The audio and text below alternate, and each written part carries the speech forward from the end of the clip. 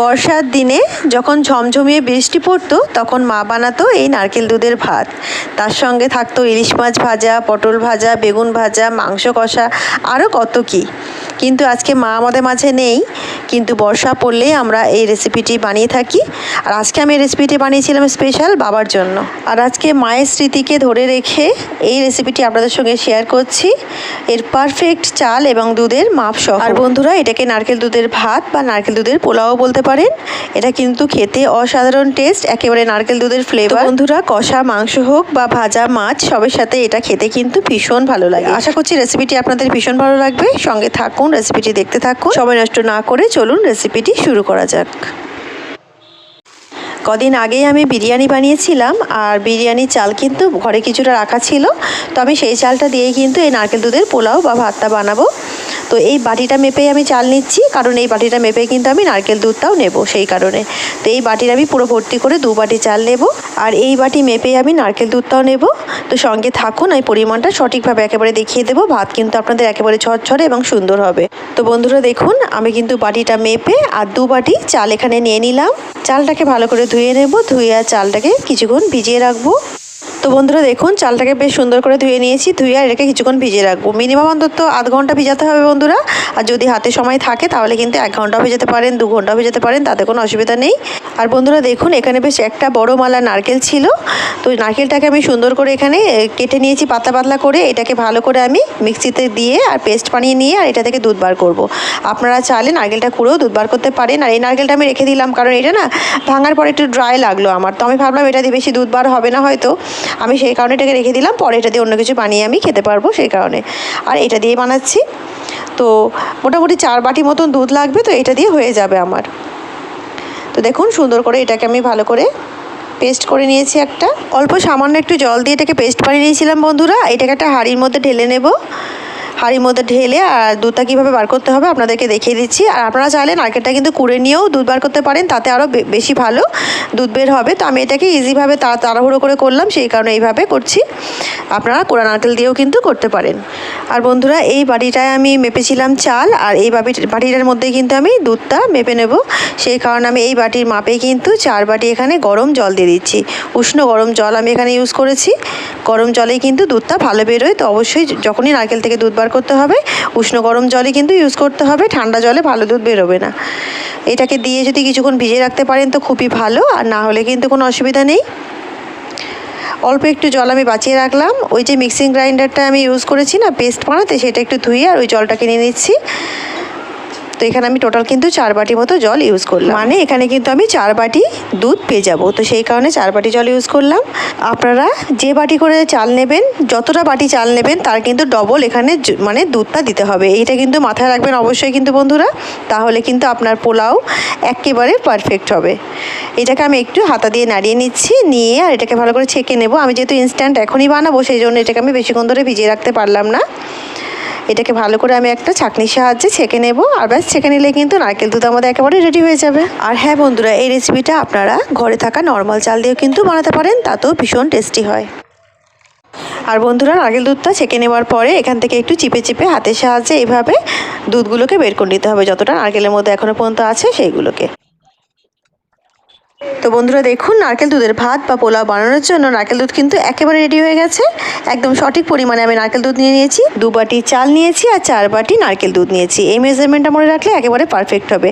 আর এইটাকে কিন্তু আমি ফেলে দেবো না বন্ধুরা। এই নারকেলগুলোকে দিয়ে ভালো করে চিনির রসে বা গুড়ে দিয়ে সুন্দর করে এটাকে দিয়ে একটা ছাই বানিয়ে নিয়ে সেটা দিয়ে আমরা কিন্তু অনেক রকম মিষ্টি বা পিঠে বানিয়ে খেতে পারবো। তো বন্ধুরা, আমি এখানে গ্যাস অন করে কড়া চাপিয়ে দিয়েছি। আর এখানে দিয়ে দিচ্ছি আমি অল্প একটু সাদা তেল।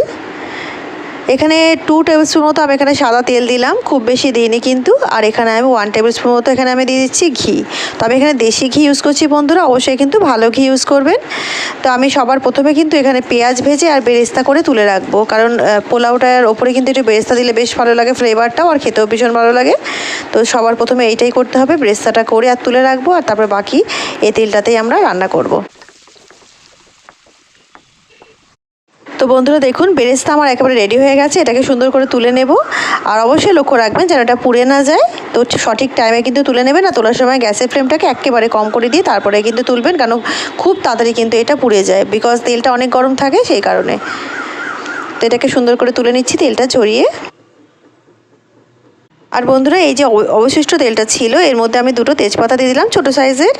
এখানে আমি দিয়ে দেবো 4টে এলাচ, 1টা লং আর 2টো দালচিনির টুকরো। অল্প একটু গরম মশলা লাগে, খুব বেশি গরম মশলা এর মধ্যে লাগে না। আর ছোটো এলাচে কিন্তু ভীষণ সুন্দর একটা মিষ্টি ফ্লেভার বেরোয়, তো অতিরিক্ত গরম মশলা দেওয়ার কোনো প্রয়োজন নেই। এটা দিয়ে সুন্দর করে একটু ভাজা ভাজা করে নেব যাতে তেলের মধ্যে গরম মশলার ফ্লেভারটা সুন্দর করে মিশে যায়।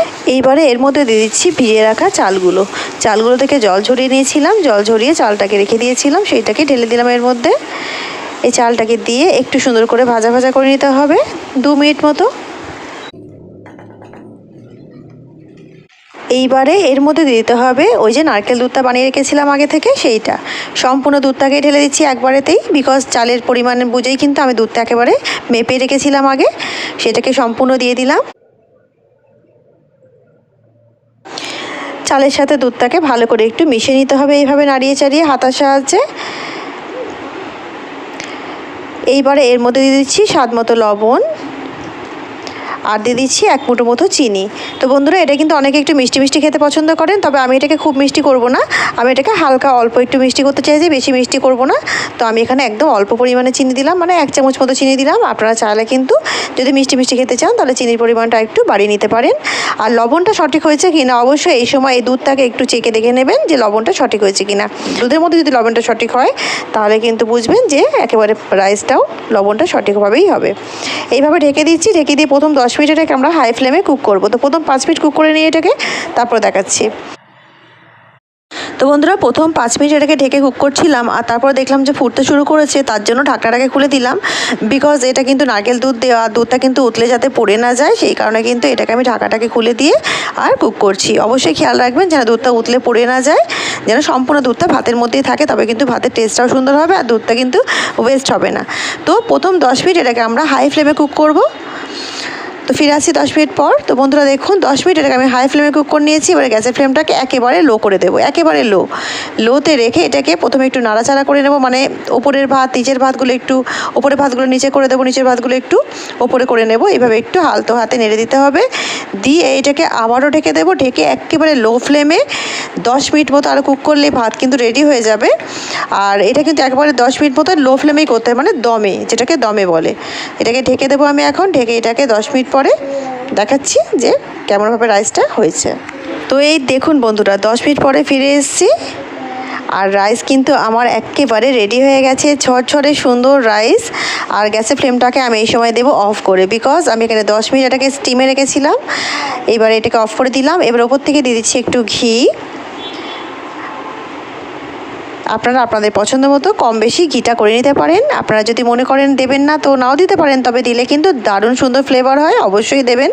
আমি তো দিতেই বলবো, আমিও দিই ঘি। তো ঘিটা দেওয়ার পরে এর মধ্যে যে বেরেস্তাটা বানিয়ে রেখেছিলাম সেটা থেকে কিছুটা এতে দিয়ে দিচ্ছি। বেরেস্তাটা আমি একটু বেশি করে বানিয়েছিলাম, ওটা আমি একটু মাংস তো ইউজ করবো, তাই জন্য একবারেতেই বেশি করে একটু বানিয়েছিলাম। দেখেন অল্প একটু বেরেস্তা ছড়িয়ে দিচ্ছি। আর আপনারা আপনাদের পছন্দ মতো যে কোনো ড্রাই ফ্রুটস দিতে পারেন, কাজু কিশমিশ সব কিছু দিতে পারেন। কাজু কিশমিশ শেষ হয়ে গেছে, তাই আমি এখানে আমন্ডস দিয়েই কাজটা চালিয়ে নিচ্ছি।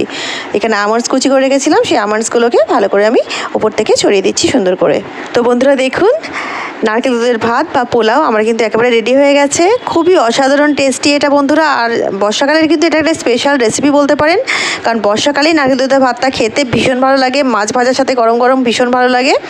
তো আপনারা ট্রাই করুন। এখন ভীষণ বর্ষার সিজন অলরেডি চলে এসেছে, বৃষ্টি কিন্তু অলরেডি আরম্ভ হয়ে গেছে। তো এটা ট্রাই করুন। রেসিপিটি কেমন লাগলো অবশ্যই কমেন্ট করে আমাকে জানাবেন বন্ধুরা। আর রেসিপিটি যদি আপনাদের ভালো লেগে থাকে অবশ্যই আমার চ্যানেলটিকে লাইক শেয়ার সাবস্ক্রাইব করে আমার সঙ্গে থাকবেন। তো বন্ধুরা রেসিপিটি পুরো দেখার জন্য আপনাদের সকলকে জানাই অসংখ্য ধন্যবাদ। আল্লাহ হাফিজ।